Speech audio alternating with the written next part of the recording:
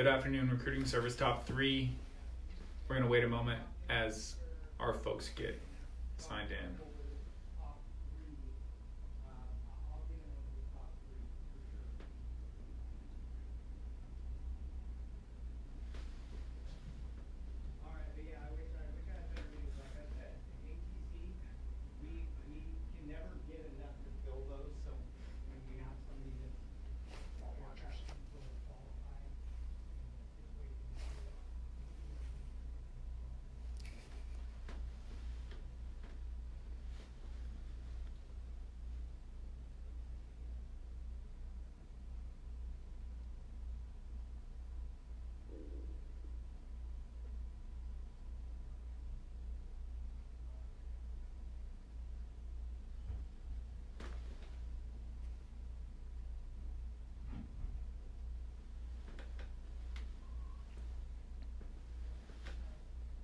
Good afternoon, Recruiting Service Top 3.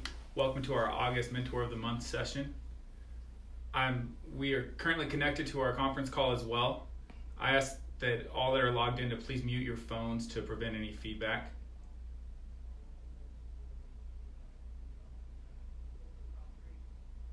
Thank you for tuning in. This month we are featuring Chief Master Sergeant Fletcher. She is the Superintendent of the 343rd Recruiting Squadron.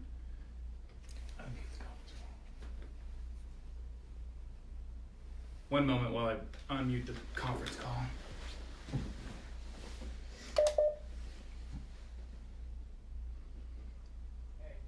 Good afternoon. Can everybody hear us?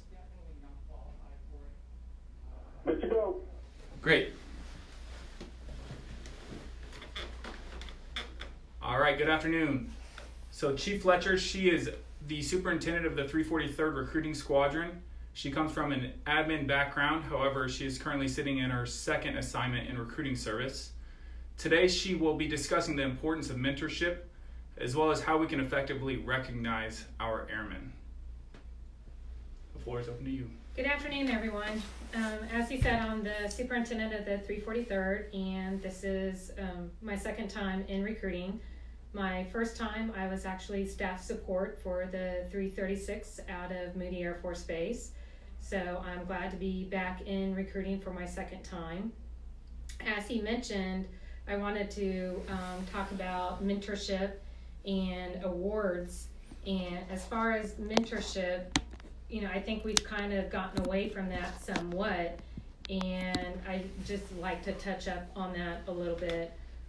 For instance, a friend of mine was telling me the other day, who's not military, but works on a military base, that was telling me that an airman came into work the other morning and her hair was all messed up, out of regs and everything else, but nobody was willing to tell the individual about her hair out of regs. And I just think that we need to sit there and be a wingman, be a mentor, and pull the airman to the side. And first of all, let the member know that her hair is out of regs, but also B, get to know the person, and maybe there was something else going on at home to where it was preventing her from having her hair in regs, and maybe there was just something more to it. So that's why, through mentorship, we need to get to know our people. So once I, told the individual that, and I was wondering how come none of the NCOs, brought it up. Well, it was a male NCO, and he didn't know the AFI for the female's hair, and it's like, okay, well, it's 362903, just like it is for the male's hair. But he was just afraid to bring it up since he was a male and the airman was a female. But that's when we definitely need, as senior NCOs, we need to be mentoring and grooming our NCOs, who will in turn mentor and groom our airmen, because it just seems like a lot of airmen out there are lost and they don't know what to do sometimes. And I'm bringing that up because my son, I have an older son who's active duty, and some of the things he tells me, I'm just like, wow, I'm flabbergasted on how he still hasn't had his official feedback yet, and he's been in the Air Force a year. He's even brought up to his leadership how he wants to have his feedback so he knows what he's doing right, what he needs to improve on. So that's why it's important for me to make sure that we're out there mentoring and grooming our people. So I'll just touch up on that a little bit more later as we go through the questions. But as far as recognizing our people, I don't think it always has to be through quarterly awards or 1206s.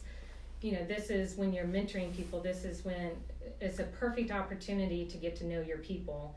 Not everybody is the same. Not everybody wants to be recognized by 1206s or quarterly awards. Some people want to be recognized by a pat on the back. Some people want to be recognized by maybe a day off or being able to leave early. Everybody is different. So that's why you need to get to know your people and what works for them, what motivates them, and take it from there. So I'll go ahead and open up the floor. I know we have some questions here that we're going to answer, and then obviously for those that are posting on Facebook, we'll answer those as well. Great. Chief, thank you for the information. We've gotten some outstanding questions throughout our command from some of our senior NCOs, and we wanted to share some of those with you. Our first question, Chief, is what is the most important leadership lesson you've learned in your career, and how has that proved invaluable? Yeah, good question. As far as a lesson that I've learned is taking care of your people. If you sit there and take care of your people, they'll sit there and take care of you, and the mission's able to get done. Because if you sit there and just walk around and don't care and just have, go through the motions with your people, then they're going to pick up on that, and they're not going to want to sit there and help you or sit there go above and beyond. But if you're sitting there taking care of the people, then they're going to want to sit there and do whatever they can to sit there and help you and sit there and help the mission as well. So that's one thing that I tend to do in my everyday experiences.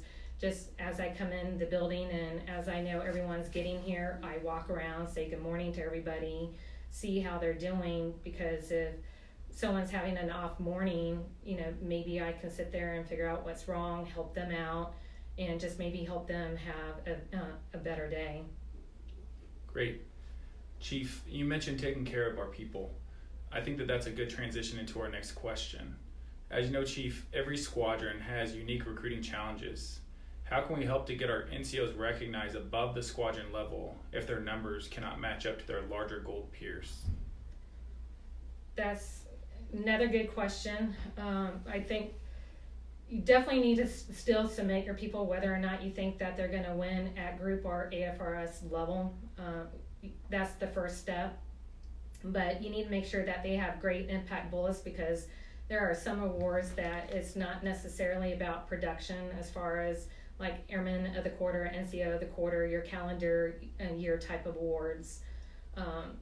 And don't get frustrated, because there's also other awards out there that, for instance, AFRS Top 3 has their awards that you can submit people for.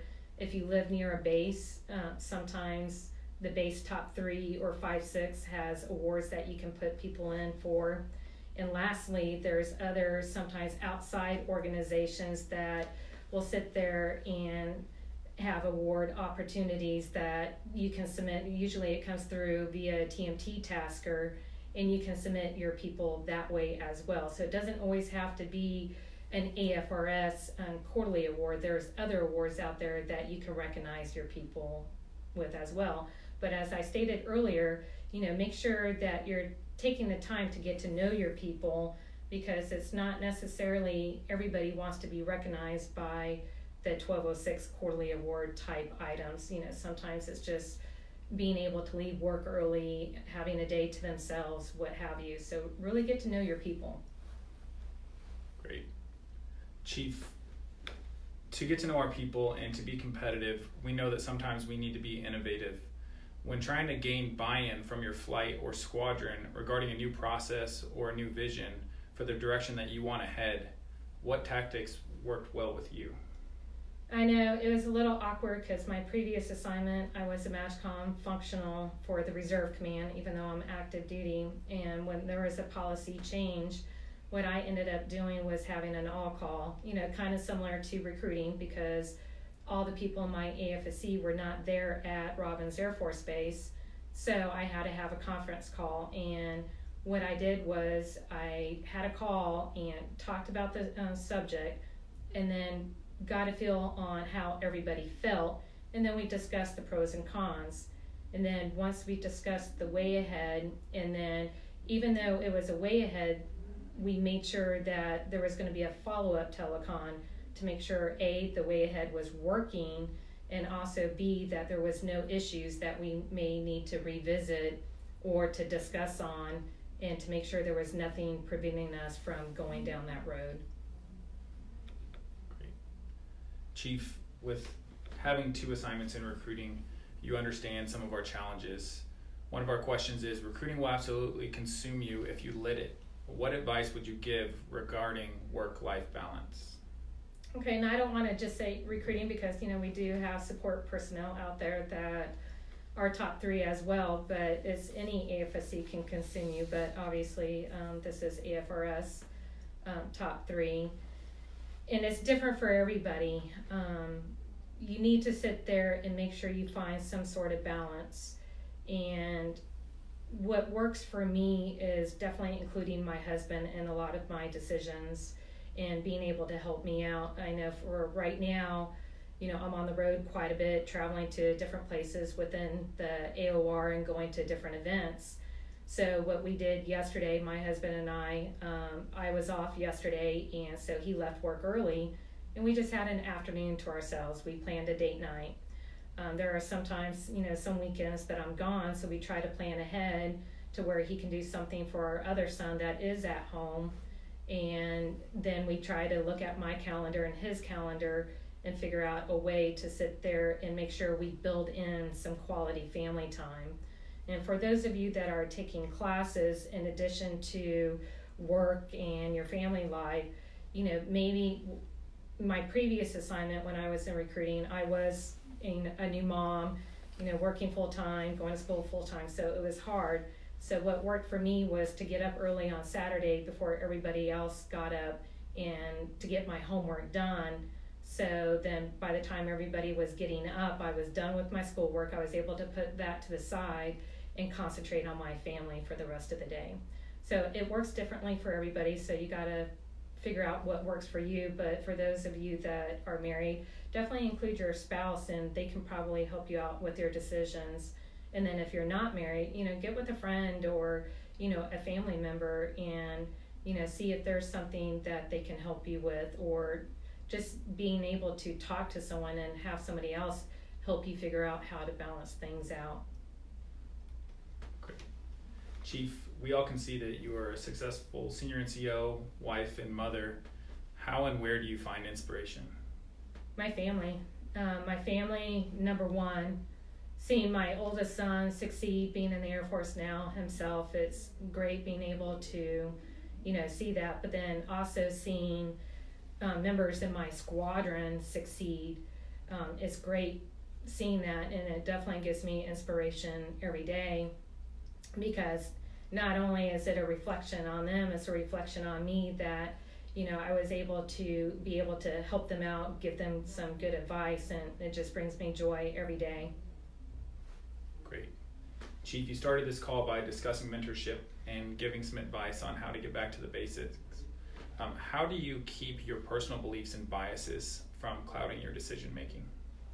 That can be hard sometimes, to be quite honest. When you're in a room, either with your peers or with your leadership, and as you're discussing a topic, if you feel like your personal bias is getting in the way, take a step back, think about it, maybe pull out the AFI and really see what the AFI says, and make sure that you're going by what the AFI says and not what your personal bias feels like.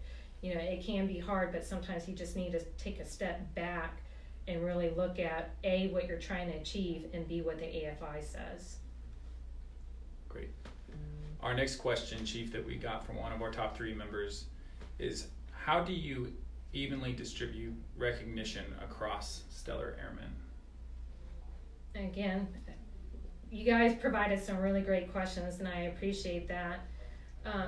Figure out who you're going to submit for your quarterly award. And, as we stated earlier, there's the AFRS recognition that you can submit through the top 3, and I'm sure the 5-6 does it as well. And then if you're located near a base, there's plenty of organizations on the base that you can submit your members for different type of awards as well.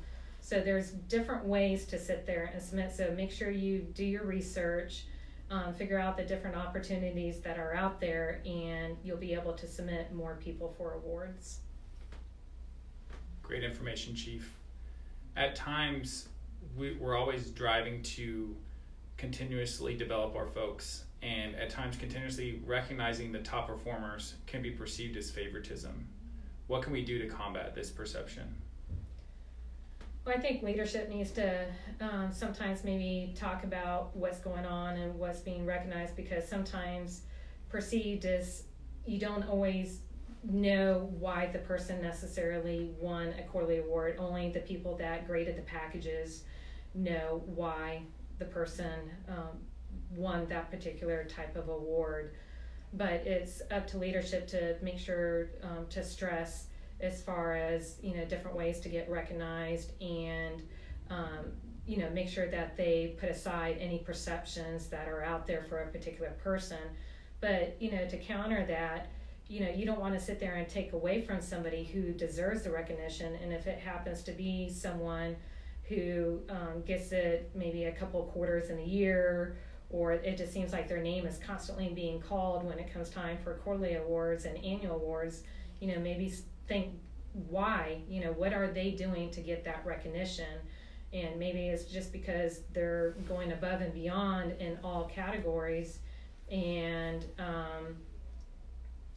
that's something that can be shared. So then that way, the person that is feeling like, wait a minute, that's not fair, maybe they can get with that person and say, hey, what are you doing differently that I'm not? And they can sit there and get some more information from that person. Chief, in regard to awards, another question that we received that's a very candid question is, if someone doesn't necessarily care about awards and it is good at the status quo, do you continue to push them?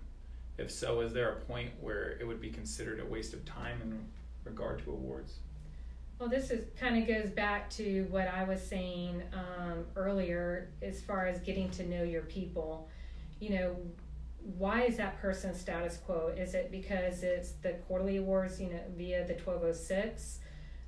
Maybe it's a person that will have more motivation by getting the pat on the back, or getting released early one day, or having the supervisor say, you know what, you've done such a great job this quarter, why don't you take tomorrow off and spend some extra time with your family, or have a personal day. But if it is someone that likes to be recognized by 1206 and they're just lacking the motivation, that's when you really need to get to know the person and figure out why they're lacking the motivation, and work with them and figure out what needs to get done. But definitely work with the individual and get to know them. Great. Chief, earlier you had mentioned, you discussed your son and how he hasn't received a feedback just yet. On that topic, what is the toughest feedback you've ever received, and how did you overcome it? Well, it just actually, believe it or not, it happened last year before I was in. I came back into recruiting into this position. I was the MSgt functional at Reserve Command, and I had an AGR supervisor, and she pretty much marked me down on everything and did not want to listen to one thing I had to say to counter what she said. So I went ahead, signed my feedback form, but after really thinking about it and then speaking to my peers and some of my mentors, what I did was I did a memo for record and jotted some information down on everything that she marked me down on. One thing was she marked me down for not mentoring people. Okay, well, she never knew how I mentored people, And so it's like, how can you mark me down when you don't even know what I do on a day in and day out basis? And then she marked me down for when I was selected as a chief for going to the chief meetings. And it's like, well, if you're marking me down for, not mentoring people, I need mentorship myself, and I get my mentorship by going to the top 3 meetings. So I just went through the feedback form and provided information on everything that she marked me down on. And then what I did was I set up a follow-up feedback session, and I made her a copy, had one in front of me. I signed it, went through everything with her, and then when it was said and done, she was quite surprised that I did that, number 1. And then number 2, I had her sign the memo as well, and it ended up becoming part of my my record. And so when she uploaded my EPR, she uploaded that feedback form as well. And so obviously I didn't get marked down, and she was actually quite surprised that I did that, but then at the same time she didn't really get to know who I was and what I did on a day in and day out basis. So because I provided her that information, then our relationship changed, and then she knew exactly what I did. Great. Very useful information, Chief. Our next question is, we've heard the line, everyone deserves to be mentored, not everyone deserves to be groomed. We're wondering, from your experience, have you ever had to determine who deserved to be groomed or mentored among your subordinates? No, I believe everyone deserves the opportunity to be both mentored and groomed.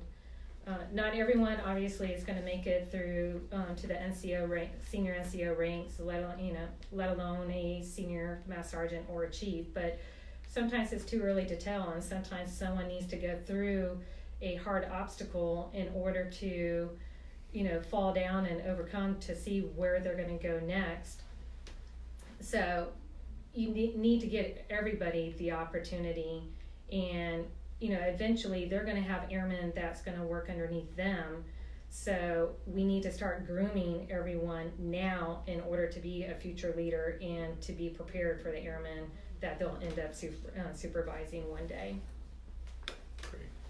For those that are watching this top 3 meeting, I encourage any questions that you'd like to ask, please post them live on the feed. We have a few more left, but the chief would love to entertain any questions that you have. Our next question is a little bit more open-ended. Leadership is a learning process, one that is never perfectly achieved. What do you use to ensure you are constantly evolving and learning from your position?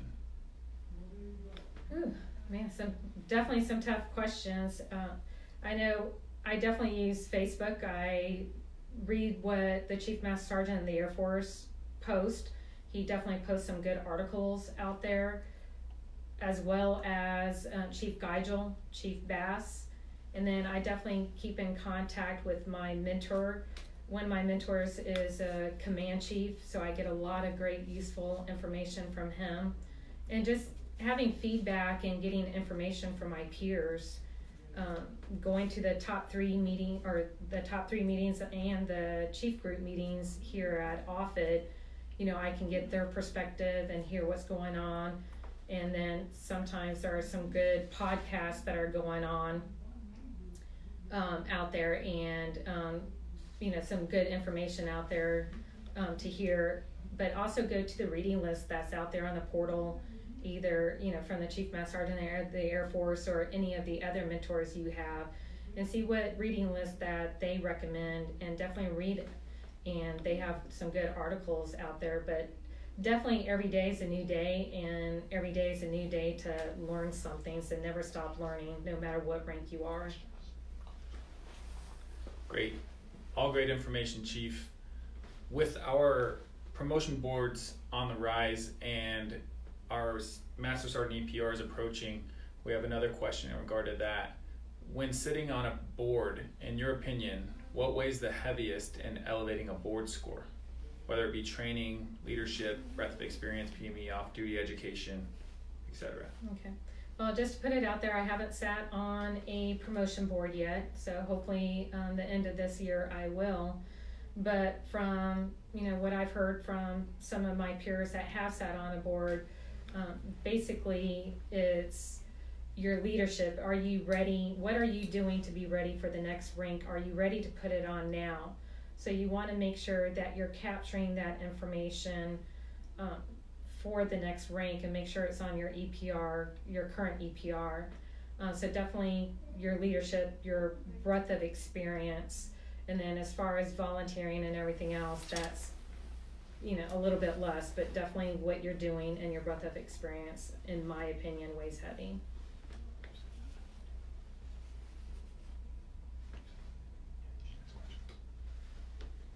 I've been told that there may be some questions on our conference line. I'm going to unmute it to allow anyone to ask any questions that they may have. Feel free to come off of mute if you have any questions for Chief Fletcher.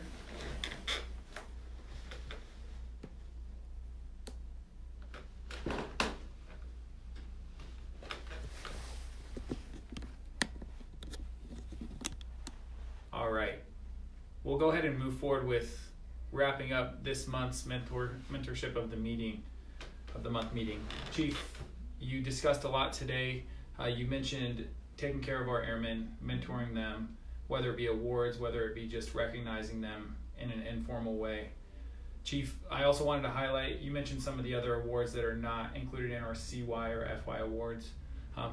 I sit on the awards committee for our top three, and I've gotten to see some of the opportunities that our top three has for our members in recruiting service. Just wanted to highlight that our recruiting service, for the top three, we do offer the two different awards, one being a team award and one being an individual award. The Rising Star and the Chief Esposito Award. I encourage all of you to look into that, look around your unit, look for those that are standing out, those units that are really bought into this organization and are encouraging membership with you have. We'll look once more to see if we have any questions. But Great. Again, I can't stress enough, not to interrupt you, I can't stress enough, really get to know your people and take care of your people. As we said, it doesn't always have to be through the quarterly awards. There's other ways out there to recognize your people, but I just cannot stress enough, just get to know your people and take care of them. I want to thank everybody for tuning in, for getting bought into this organization and trying to develop yourselves and others. Chief Fletcher, we want to thank you for volunteering to be the mentor of the month this month. Thank you for your mentorship. We will take that all into consideration, and hopefully we'll be able to utilize that daily. I encourage everyone out there to think about who you'd like to possibly have next month. We received some great insight this month, and we'd like to just continue to develop ourselves. If you have someone out there, please up-channel it and let us know. Thanks again for everybody for tuning in. We will see you next month. Bye.